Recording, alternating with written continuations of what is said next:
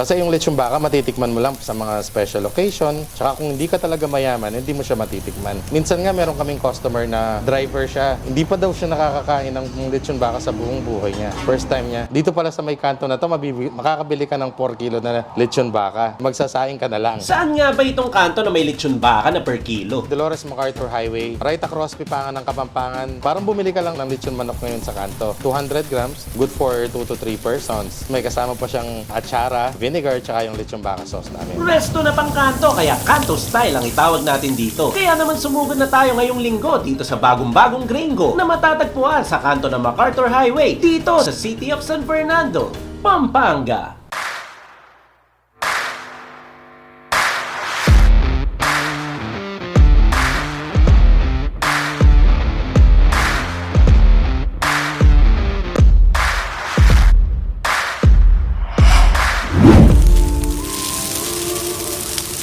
Ako nga pala si Romel Ducot, may-ari ng Gringos Comida. Nag-start yung Gringos Comida pandemic 2020. Nag-alok-alok ako sa mga kaibigan. Since nawala ng trabaho, yun yung ginawa ko sa bahay. May mga gamit ako na ginamit ko pang-umpisa. Namuhunan ako ng konti. Maraming umorder. Sa una kasi malakas talaga yan pag magpuputap ka ng business. Kasi nag-alok ka eh. Nag-alok ka sa mga kaibigan mo. Kung masustain mo yung pagtitinda ng ganyan, good. Ituloy-tuloy mo lang. Kasi ikaw na mismo yung nagmamarket ng sarili mong tinda. Tsaka literal na pagmamarket. Yung pamamalengke, production, lahat-lahat. Actually, pati pagdi-deliver. Nag-umpisa rin ako ng food business kasi practicing chef talaga ako since 2011. Nag-walk na rin kami ngayon, mga authentic wok fried rice. Wok yung ginagamit namin. Background ko talaga sa pagluluto is yung European ako. Pero dahil mahilig ako sa fried rice, bata pa lang ako. Pinag-aralan ko din yung wok. Masarap kasi kumain ng kanin eh. Tunay na masarap kumain ng fried rice, lalo na kung ito'y niluluto sa wok. At kapag pinartner mo na sa lechon baka, siguradong busog at 100% na magiging patok na patok. Ito yung Gringos Comida na may lechon baka sa tabi mismo ng kalsada. Comida na ang ibig sabihin ay pagkain, kaya talaga namang matatakam ka. Pero bakit nga ba lechon baka ang napili nilang ibida? Ano ang meron dito at paano nga ba pine-prepare ang isang masarap na komida? Na-hype yung lechon baka. Since may recipe kami na ganon, dinevelop pa namin. Tapos gumawa ako ng mga pop-up tent. Yung bala ko sana talaga nun is from Thursday to Saturday lang. Pag bago, maraming maku-curious na mga tao mga gustong sumubok. Hindi mo araw-araw kakainin kasi yung lechon baka Makakain mo lang siya pag may wedding. Doon ka lang makakatikim ng lechon baka. Hindi kaya dito, makakabili ka ng pang 3 tao, 2 lang kayong kakain. At least lechon baka yung kakainin nyo. Since nandito tayo sa Pampanga, syempre yung Pampanga known as sa sisig. Yung lechon baka, ginawa kong sisig, which is nagustuhan na rin ng mga tao. Yung ginagamit naming part pala sa lechon baka namin is bottom sirloin. Meron siyang taba-taba. Minsan, pag inano mo, ang hirap nguyain. Yung ginawa namin, tinimplahan ko siya, nung panimpla namin ng sisig, tapos sinaluan ko siya ng laman, ginrill namin, linagyan ko ng yung usual na panglasa ng sisig. Kalamansi, liver, tapos yung twist lang niya, imbis na manghang na yung ginamit namin is bell pepper. Para makat yung sebo-sebo na nag-elevate talaga siya. Sabi nga ng dito, ngayon pa lang daw sila nakatikim ng lechon baka na sisig. Sa pag-prepare naman namin ng lechon baka, choice cut talaga yung ginagamit namin. Ginagamit namin is bottom sirloin. Kasi malambot siya, hindi siya mabilis mag-dry. Kaya tinawag namin siyang rolled lechon baka. Tinatali namin siya para ma-retain yung shape niya, tapos flavor pa rin niya pag binake namin, intact pa rin. Siya, yung 7 herbs and spices yung ginagamit namin doon. Pag natali na namin, ino-oven namin siya ng, depende kasi saan kung ilang kilo yung sasalang namin. May oras ako na ginagamit na para hindi siya ma-overcook at saka hindi siya mag-dry. Tapos after that, nakarab siya ng navy on the pepper, saka salt, konting sugar. Magdo-draw out siya ng mga juices. Yung juices niya, linalagay namin sa ziplock, tapos babalik namin dun yung meat sa ziplock, tapos i-grill namin siya. Gumagamit pala kami ng mango wood for added flavor. Smokiness na din. Tapos giniglaze namin siya nung lechon baka sauce namin. Meron din palang sisig na lechon baka dito. Kakaiba at ngayon lang ako nakakita ng ganito. Traditional lang timpla pero mas ni-level up dahil sa baka ang gamit dito. Malambot, hindi overcook at lalong hindi tinipid sa ricado. Bonus na rin na mango wood ang ginagamit dito kaya panalo yung smoky flavor at sobrang bango nito. Sa mga katulad ni chef na gustong pasukin ang mundo ng pag-i-street food, ano nga ba ang kanyang mapapayo para hindi mapagod sa laban ng pagnenegosyo? Yung mapapayo ko lang sa mga gustong mag-open up ng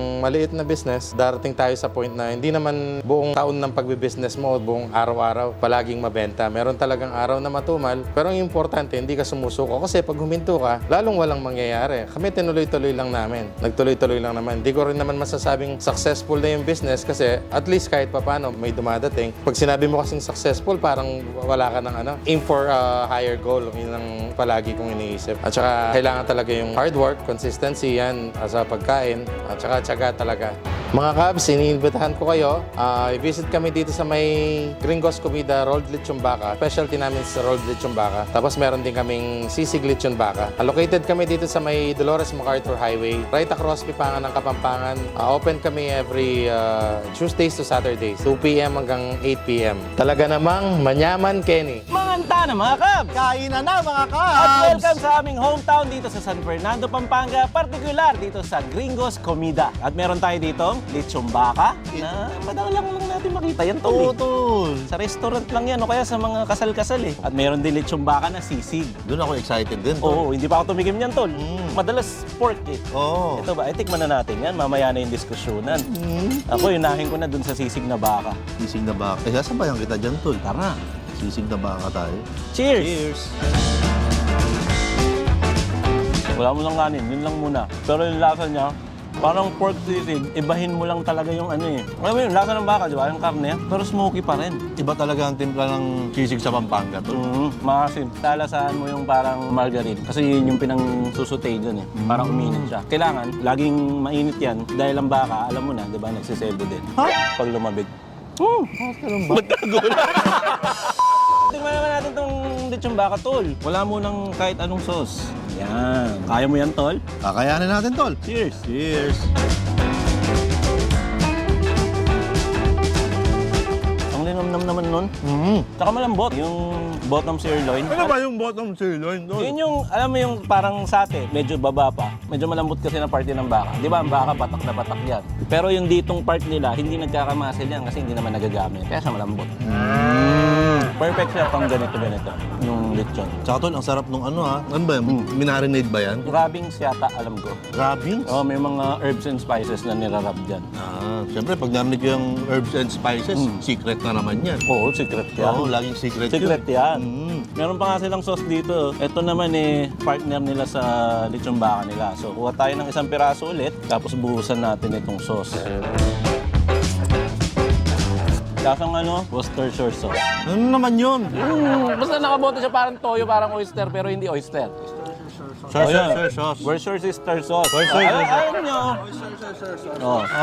Yung pala yun. Buti pinaliwanag mo. Yun yung lasa ng sauce niya. Madalas yun sa mga barbecue style sauce. Napansin ko, itong kanin nila, parang kanin pa lang. May Ulam na, no? Oo. Ito yung fried rice na pinagmamalaki din. Kasi ito, luto dun sa wok na pinapaapoy-apoy niya talaga. Tikman mo, tol. Ang sarap, ang dami nilagay. Tikman ko na ito lang.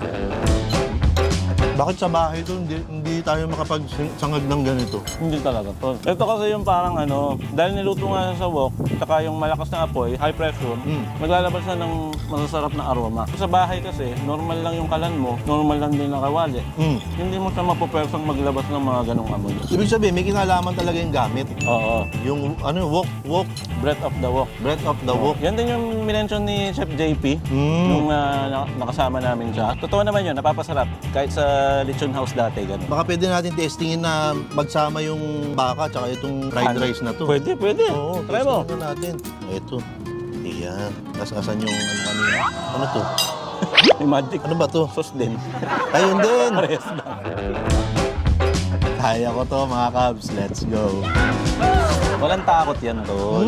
Kasi wala naman siyang taba-taba. Tinanggal daw sadya yung mga taba-taba kasi medyo tumitigas yun pag nilitsyon mo yung baka. So try naman natin siyang hiwain. Yung kalahati, mga Cubs, buo. So hiwain natin at silipin natin sa loob kung parehas lang din sila. Sige nga. Magkaibang part kasi kanina yan nung niluto eh. Tapos tignan natin yung loob, pagkahiwa. Kung mapapansin nyo, mamink-mink. Medyo malapit sa medium. Tamang-tama yung lambot niya kasi napipress mo pa siya oh. Sarap. Sarap, Tol. Meron pa tayong isang daladalang sauce na masusubukan natin sa lechon baka. Meron tayong Namprick Battle Sauce ng Team Canlas, syempre. Ayun, pinagmamalaki ng Team Canlas. Oo, marami ding herbs and spices to, tol. Secret din Ayan, yan. oo. Tapos kukunin ko tong isang piraso ng baka, ididip natin yan. Pasamahin natin yung ibang herbs. Magic. Patikim din tol ha. Good combination, tol. Subukan mo. Pwede to sa mga lechon, sa mga prito, mga ganun. Tol, yung namprik talaga kahit ano isaw-saw mo. So, masarap lalo. Kutsarain na natin yung namprik. Ayun nga.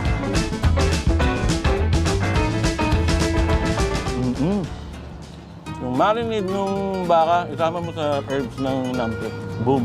Bagay na bagay, tol. Magic. Saka ang lambot nung yung pagkakahiwa niya. Kasi nung inihiwa ka nila yan, aninipis lang. Kahit kumuha ka ng piraso dito, madali siyang punitin. Ano mga kapso? Ang daling humiwalay. Ang dali nga. Hanap nga ka. Mamaya, sa'yo lang eh. O, di ba? Puno eh.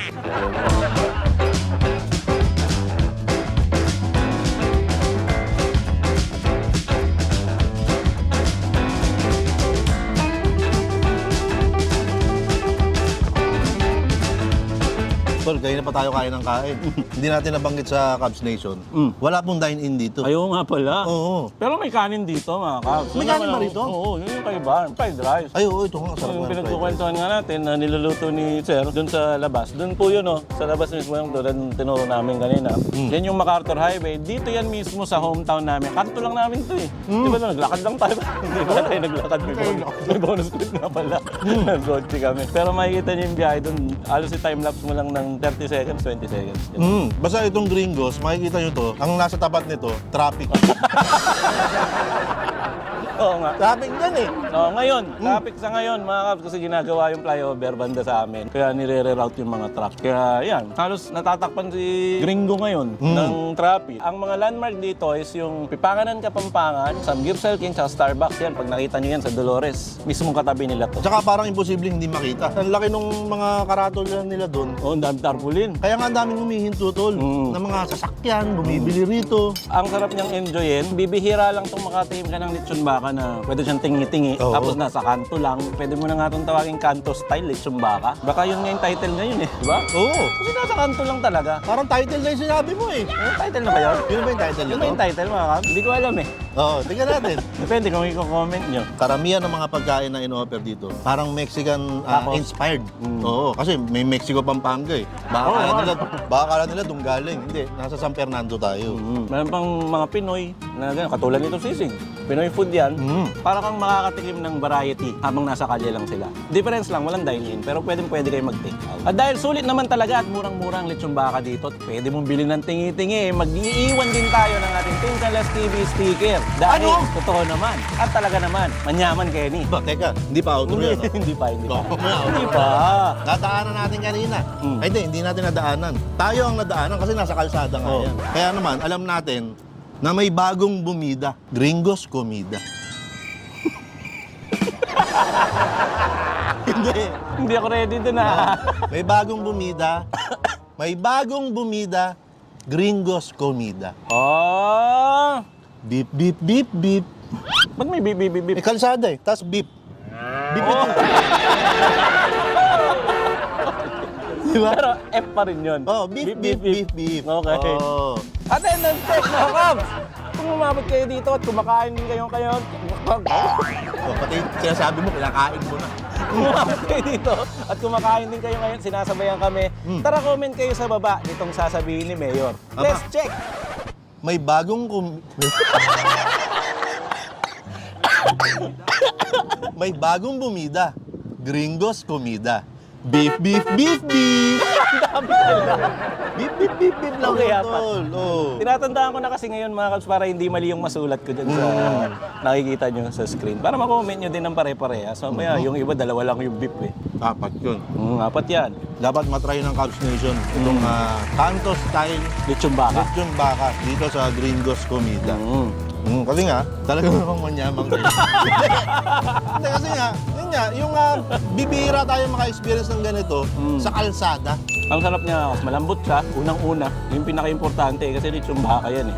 Pagka nilechon siya, tendency pag ibang part yan, nagda-dry. Pero ito hindi nag-dry. At saka hindi tumigas. Unang kagat mo at napipilas mo pa, malambot talaga. Tapos masarap yung yung secret niya, yung herbs. Oo. May linamnam talaga. May umami din. Yung sisig naman, kakaiba siya para sa akin. Yung beef talaga eh. Oo. Beefy. Beefing beefy yung pagkakasisig. Although maasim naman. Talagang mapapasabi ka ng beef, beef, beef, beef. Oo nga. Diba? Totoo. Worth to try. Wala naman mawawala kung isusubukan. Oo naman. Subukan lang natin. Dito lang yan sa Dolores. Malay nyo, nakatambay kami sa kanto ni Mayor kasi sa kanto lang namin to. So, yung mga taga Dolores dyan, alam nyo na yon. Pero parang uulan na. Kung papaalam na kami mga kap, dumidilim na naman. Pakalawa na to eh. Kasi kanina umulan din. Sa bonus clip din, umulan. Abangan nyo yung mga bonus clip namin. Abangan nyo muli si Jumbo. Oo. Sa bonus clip. Kung ano na naman ang ginawa niyan. Grabe. No? Ang kapal ng mukha mo. Kaya ka kain ng kain. Patay mo dito. Ano kanina pa yun? Oo. Mamaya pa yun. Mamaya pa yun. Yung mamaya pa yung Cubs, nangyari na yun. Oo, kanina pa yun eh. Ang gulo. Basta yung mamaya, kanina pa yun. Yung mamaya na mapapanood nyo sa bonus clip, mangyayari pa lang. Nangyari na kanina. Kanina nga. Ito kasi ginugulo mo kami. Pa-outro na kami, alam mo ba yun? Humaba na naman yung usapan sa'yo eh. Sige na. Baka saan na naman tayo mapunta? Paalam na tayo. Bago tayo magpaalam, gusto namin mag-thank you kila Sir Romel at sa buong crew nitong Green Ghost Comida. Yan. Talaga namang all out sila sa atin. Oo. Kung gusto mo ng maiinom, tubig. Oo. Lagi silang worried sa atin kasi mainit kanina, mga katumulan lang talaga. Tinulungan kanina tayo magbuhat ng lamig. Oo. Pag naglilipat tayo ng set natin, Actually itong parking, pinakiusap nga nila na dito tayo sa may-ari. dito mismo tol, Itong sa parking pwesto area. natin, nakapark dito si Optimus Prime kanina. Pinakiusapan niya muna na i-save muna ang Earth. Saan na naman tayo napupunta? Sige na, mag-outro ka na nga kasi. Sige po, paalam na sa inyo mga Cubs. Bago tayo magpaalam, palagi natin ipapaalala, tol. Ano yan? Na lagi lang tayong ngumiti dahil ang ngiti ay nakakahawa. Pansinin nyo, pag nginitian nyo yung kaibigan nyo, ngingiti din siya pabalik sa inyo. Kaya ngiti-ngiti lang tayo. Katulad yan. Ang ganda ng mga ngiti, oh. Purong pang-picture. Siyempre. Ayan yung ngiti na nagsasabi ng beef. Huli pa ito si Cubs. Yes. At ako po si Mayor TV. At ito ang Simkalas TV 2023 na lagi magsasabi at magpapaalala sa inyo. Na huwag yung kakalimutan at lagi niyong tatandaan. Anong binuhulog mo dyan? Diyan, nakatila yung binti ko. Nakatila yung binti. Iba yun. Iba yung iniinom natin kanina dyan. Sorry. Ibang rule number 2. Ayan. Saan natin yan? Coca-Cola. Yeah. Cheers. Cheers. Ay. Talaga namang manyaman. Kenny. Bye. Peace Peace out. out. Gringos Comida. Bagong bumida. Beef. Ayan, sige na. Tara na. Alis na tayo. Sino? Uy, teka. May magtatakip pa doon. Kami magtatakip ba? Kala ko, alis na tayo. Si Jumbo na lang magtatakip dyan. Oo, kasi kanina pa siya kumain eh. Oh, replay na yan eh. Oh. Wow! Time check mga Cubs, 1:25 after lunch. Papunta kami doon sa labas para sa vlog na to na pinanood nyo na kanina. Pero bago tayo malis, silipin lang muna natin. Shout out kay Jojo napagawa nitong kwarto ng mga bata. Ayan, sisilipin natin yan after ilang weeks kung ano na ang finished product nila. Ayan ang itsura ngayon. Malapit lang naman yung pupuntahan namin. So, ita-timelapse ko na lang to. Sa kanto lang yun sa labas. Time check mga Cubs, 1:45 PM. Inulit namin dahil may ginawa saglit. Kasama na pala natin si Mayor at si Jumbo. Yay! At si Dayday doon sa likod. Yan. Oh, mabilis lang naman to. So, i-timelapse ko na lang. Let's go! Malapit lang naman to. Doon lang to sa kabilang kanto na labasan namin. Kaya lang sobrang traffic talaga yung araw na to. Yan, nakikita nyo yung traffic. Kaya fast forward na natin para dire-diretso na to. Hindi lang talaga traffic. Pwede nang lakarin to doon sa kabila naming kanto. O tara, tikman na natin yung baka. Ay, nangyari na pala yun. Rewind nyo na lang. Time check mga Cubs, 2:01. Medyo na traffic lang tayo pero dito lang to sa kanto namin. Ito yung lechon, baka. Mga Cubs, sinabutan tayo ng ulan kaya dito muna tayo magte-taste test sa farm parking. Ano yan? Ano yung turo mo? Hindi, yung bubong. Maingay kasi dahil umuulan. Ito yung turo natin. Ayan o. Kumakain na naman. Sa mga oras na to mga Cubs, di pa kami nagsisimula na mag-taste test. Oh, ito may pagkain, no? Buong buo pa, yung ebidensya. Oh. Or kung mga camera mo. Ang kapal ng mukha mo. Sarap siya. Ayan, so nag-ilaw na lang muna kami dahil medyo madilim dito. So yun po yung mga nangyari. Kinuwento lang namin kung bakit kami nandun sa taste test na yun. Balikan nyo na lang. Let's go!